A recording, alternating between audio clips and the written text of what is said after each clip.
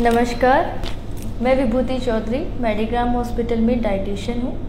हम आज कुछ ऐसे टॉपिक्स पर डिस्कशन करेंगे जो हम सभी के लाइफ में बहुत कॉमन बन गए हैं। सभी छोटे बड़े सभी के एज में जो है ये टॉपिक्स देखने को मिलते हैं, जैसे कि हमारा कॉन्स्टिपेशन एंड एसिडिटी। सबसे पहले हम बात करते हैं कॉन्स्टिपेशन की। कॉन्स्टिपेशन को हम हिंदी में कब्ज़ के नाम से जानते हैं। मोशन का ठीक से पास ना होना या काफ़ी दिन तक पास ना होना या टाइट पास होना तो हमारा कब्ज़ कहलाता है। अनियमित दिनचर्या और हमारा अनहेल्दी डाइट, ये दोनों बहुत कॉमन फैक्टर्स हैं जिसकी वजह से हमें कॉन्स्टिपेशन की प्रॉब्लम सफ़र करती है। अगर ये दोनों ही पॉइंट्स हमारे सॉल्व आउट कर दिए जाएँ तो काफ़ी हद तक हम कॉन्स्टिपेशन को कंट्रोल कर सकते हैं।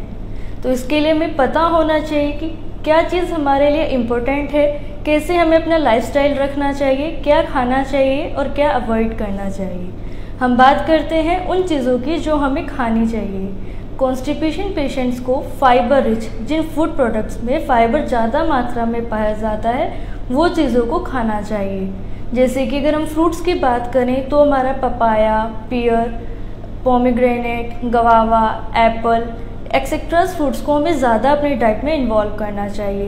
एप्पल, गवावा एंड पियर, इन सभी फ्रूट्स को हमें बिना छिलका उतारे खाना चाहिए। इनके छिलके में फाइबर ज़्यादा पाया जाता है तो इनको छिलके सहित खाना चाहिए।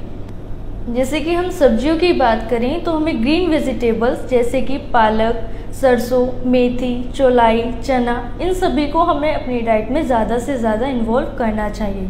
इनके अलावा हम हल्की सब्जियां जैसे कि हमारी कच्चा पपीता, कद्दू, लौकी, तोरी, परवल, टिंडा, इन सभी चीज़ों को भी अपनी डाइट में इन्वॉल्व करना चाहिए। दालों में हमें धुली दालें ना खाकर छिलके वाली दालों को ज़्यादा से ज़्यादा खाना चाहिए। छिलके वाली दालों में फाइबर ज़्यादा पाया जाता है। इसी के साथ अरहर की दाल और मूंग की दाल हमारे लिए काफ़ी बेनिफिशियल होती हैं। पानी ज़्यादा से ज़्यादा पीना चाहिए और रोज़ डेली हमको 1 गिलास दूध में 2 चम्मच शक्कर डालकर रात में पीना चाहिए।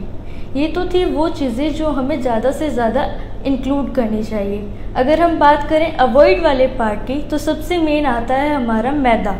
मैदा से बने हमारी सभी फूड प्रोडक्ट्स जैसे कि हमारा मठरी होगी, भटूरा है, इन सभी चीज़ों को हमें नहीं खाना चाहिए। साथ में चावल, काले चने, आलू, मटर, इन चीज़ों का सेवन भी हम लोगों को कम करना चाहिए। साथ में जितने भी हमारे बेक प्रोडक्ट्स, केन फूड प्रोडक्ट्स या हाईली स्पाइसी फूड प्रोडक्ट्स हैं, फास्ट फूड्स हैं, ऑयली फूड प्रोडक्ट्स हैं, इन सभी चीज़ों को हमें कम खाना चाहिए।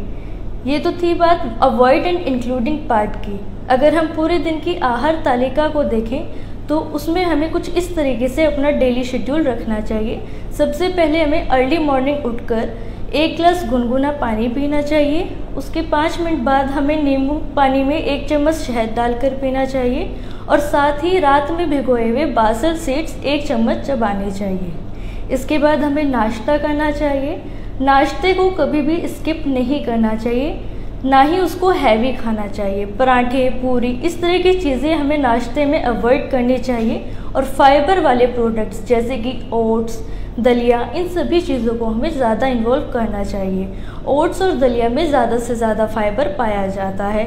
इनके अलावा हम पोहा, उपमा या टोस्ट, ये सब चीज़ें भी इन्वॉल्व कर सकते हैं। साथ में हमें रात में भिगोए हुए 3 से 4 मुनक्का खाने चाहिए।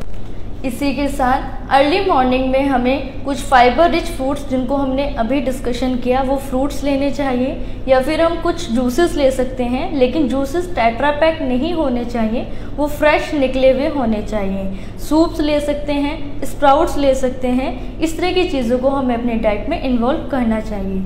अगर हम बात करें लंच की तो लंच में हमें कंप्लीट मील लेना चाहिए।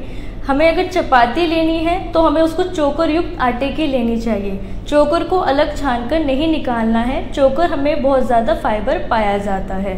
साथ ही हम उसको मल्टीग्रेन आटे की भी ले सकते हैं, तो मिस्सी रोटी की फॉर्म में हम चपाती को खा सकते हैं। अगर किसी को चावल खाना है तो उसको हमें स्टार्च फ्री राइस खाने चाहिए। साथ में डेली हाफ प्लेट सैलेड की खानी चाहिए। 1 कटोरी हरी सब्जी और 1 कटोरी छिलके वाली दाल खानी चाहिए। आफ्टर दैट इवनिंग में वो छोटा कोई स्नैक्स ले सकते हैं या फिर टी ले सकते हैं या ग्रीन टी ले सकते हैं। कोई छोटा आइटम हमको इवनिंग में इन्वॉल्व करना चाहिए। रात का खाना हम दोपहर के खाने की तरह ले सकते हैं। उसमें हम अपना शेड्यूल जो है रिपीटिशन में नहीं करना चाहिए। इसी तरह रात सोने से पहले हमें डेली 1 गिलास 2 चम्मच शक्कर के साथ दूध लेना चाहिए। उसमें 1 से 2 ड्रॉप कैस्टर ऑयल की डालनी चाहिए। ये तो थी बात हमारी डाइट की। अगर हम कुछ जर्नल टिप्स की बात करें कि हम अपने लाइफस्टाइल को हेल्दी कैसे बना सकते हैं और कॉन्स्टिपेशन से रिलीफ कैसे पा सकते हैं, सबसे मेन आता है हमारा एक्सरसाइज, वॉकिंग एंड योगा। इन तीनों चीज़ों को हमें सबसे ज़्यादा अपनी लाइफ में इन्वॉल्व करना चाहिए। साथ ही साथ हमें खाना कभी भी स्किप नहीं करना चाहिए, भूखा नहीं रहना चाहिए। खाना जब भी खाएं बासी खाना नहीं खाना चाहिए।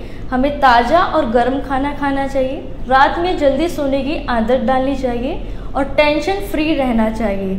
खाना जब भी खाएं पॉजिटिव एंड हैप्पी मूड के साथ फैमिली के साथ चबा चबा कर खाना चाहिए। ये वो सभी बेसिक टिप्स हैं जिसको हम अपनी लाइफ को हेल्दी बना सकते हैं। अब हम बात करते हैं एसिडिटी। एसिडिटी आजकल सभी की लाइफ में, बच्चे बूढ़े सभी की लाइफ में बहुत कॉमन है, इसलिए हमें एसिडिटी के बारे में जानना बहुत ज़रूरी है। एसिडिटी मतलब तन में जलन होना। एसिडिटी हम लोगों को तब होती है जब हमारे स्टमक में एसिड की मात्रा बढ़ जाती है। ये भी माना गया है कि एसिडिटी जो है पेप्सिन एंजाइम की वजह से होती है। पेप्सिन एंजाइम हमारे फूड को डाइजेस्ट करने में मदद करता है, लेकिन ये हमारे तन में एसिडिटी के लक्षण बढ़ाने के भी कारण माना गया है। जब एसिडिटी ज़्यादा मात्रा तक बढ़ जाए तो ये दर्द का रूप धारण कर लेती है और इस दर्द को हम कई बार हार्ट के प्रॉब्लम भी समझ बैठते हैं। तो ये बहुत ज़रूरी है कि एसिडिटी के कंसेप्ट को हम क्लियर करें और उसकी डाइट के बारे में जानें। डाइट एसिडिटी में बहुत इम्पोर्टेंट रोल प्ले करती है। सबसे मेन बात है एसिडिटी के पेशेंट्स को सभी ठंडी चीज़ें खानी चाहिए। अपनी डाइट में डेली बटर मिल्क यूज़ करना चाहिए। साथ ही वो सौंफ, अजवाइन और पुदीने का पानी अपनी डाइट में ज़रूर इन्वॉल्व करना चाहिए। अगर हम फलों की बात करें तो तरबूज है, खरबूजा है, खीरा है, ककड़ी है, इनको अपनी डाइट में ज़्यादा से ज़्यादा इन्वॉल्व करना चाहिए। सब्जियों में अगर देखा जाए तो ब्रोकली एंड गोभी, ये दोनों एक ऐसी सब्जी हैं जो हमें एसिडिटी से बहुत रिलीफ देती हैं। साथ में जितनी भी हमारी जड़े वाली सब्जियां हैं, जैसे कि हमारा अरवी है, शकरकंदी है, आलू है, गाजर है, इन सभी चीज़ों को हमें अपनी डाइट में ज़्यादा से ज़्यादा इन्वॉल्व करना चाहिए। दालों में हमें जैसे कि मूंग की दालें जो हल्की दाल होती हैं वो एसिडिटी को रिलीफ देने में बहुत हेल्प करती हैं, तो हमें हल्की दालों का इस्तेमाल करना चाहिए। जैसे कि उड़द की दाल है, इन चीज़ों को हमें अवॉइड करना चाहिए।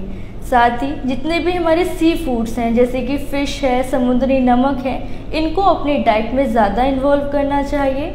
हम अपनी डाइट में पालक का सूप इन्वॉल्व करना चाहिए। खाना खाने के बाद डेली 1 चम्मच आंवले का पाउडर खाना चाहिए। ये सभी चीज़ें जो हैं हमें एसिडिटी से रिलीफ दिलाती हैं। अगर किसी को ज़्यादा मात्रा में एसिडिटी बनी है तो वो 1 कटोरी आलू का रस पिए या फिर एक पका हुआ केला खाए, परंतु इसको खाने के 1 घंटे बाद तक कुछ नहीं खाना है। ये सभी चीज़ें हमें एसिडिटी से रिलीफ देती हैं। साथ में हम अपनी डाइट में जीरे से बनी हुई हर्बल टी का यूज़ कर सकते हैं या गर्म पानी में भिगोई हुई अजवाइन का पानी पी सकते हैं। इन सभी चीज़ों को हमें ज़्यादा से ज़्यादा इन्वॉल्व करना चाहिए। अपने खाने में बेकिंग सोडा को ऐड करना बिल्कुल ना भूलें, बेकिंग सोडा को ऐड ज़रूर करना चाहिए। साथ ही अपने खाने में हरे पत्तेदार सब्जियां ज़्यादा यूज़ करें और साथ में धनिया की पत्तियां ज़रूर डालें। ये सभी चीज़ें हमारी एसिडिटी को रिमूव करती हैं। ये तो बात थी जो यूज़ करना है। कुछ चीज़ें हैं जिनको हमें बिल्कुल अवॉइड करना है, जैसे कि हमारी हरी मिर्च, लाल मिर्च, अदरक, लौंग और सभी बेक प्रोडक्ट्स, सभी जैसे कि हमारी कैफ़ीन, कॉफ़ी, टमाटो चटनी, फास्ट फूड, ऑयली फूड्स, इन सभी चीज़ों को हमें अवॉइड करना चाहिए। उम्मीद करती हूँ आप सभी के लिए ये जानकारी लाभकारी होगी।